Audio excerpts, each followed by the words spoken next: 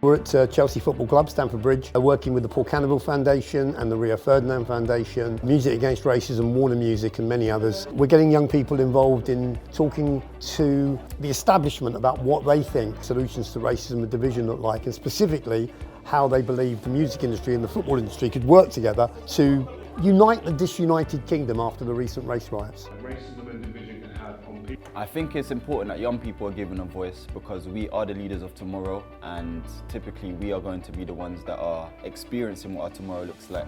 I feel like some of the solutions that we've been given may not be solutions that we agree with or that we believe to be tangible. So asking the young people themselves for the solutions, I believe, is more effective in actually reshaping what London looks like.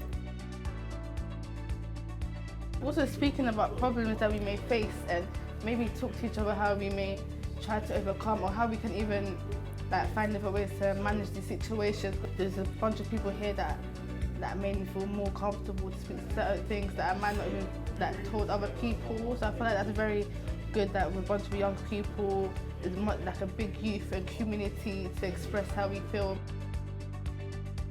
First Hope Hack, I am blown away.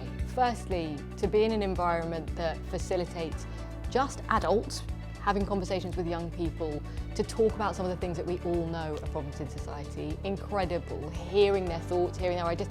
Oftentimes we just don't give them enough credit, but a lot of the time they have the answer. We just need to listen better. So yeah, blown away and really excited to be a part of more. I think it's wonderful that we're now starting to put together such a strong ambassador programme with the Hope Collective, and it's great having Ellie Prohan here today from KISS FM. Works with the Rio Ferdinand Foundation already, but now she's become a part of the Hope Collective family, which is great. Patrick Hutchinson and Canoville have been involved with us from day one.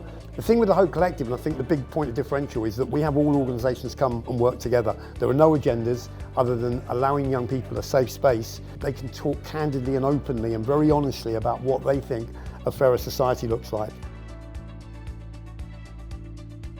They shared their own achievements, and I think that it inspires young people to do better and try and push for their future.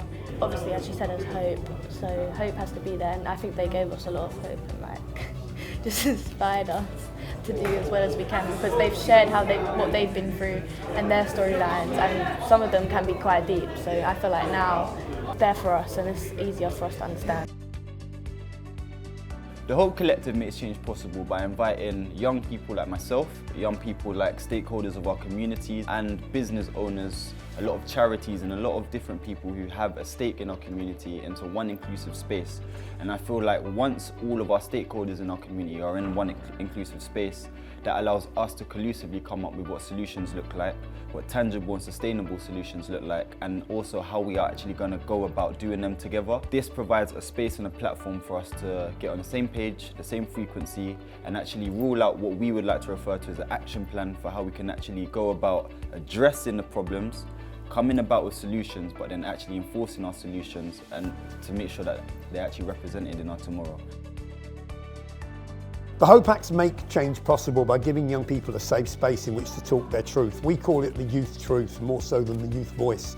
And we need, as a society, to be listening more to young people, what young people are saying, and then acting on instruction as to what we've been told. We believe that as an organisation, the Hope Collective can make the establishment not just listen, but act on what's being said.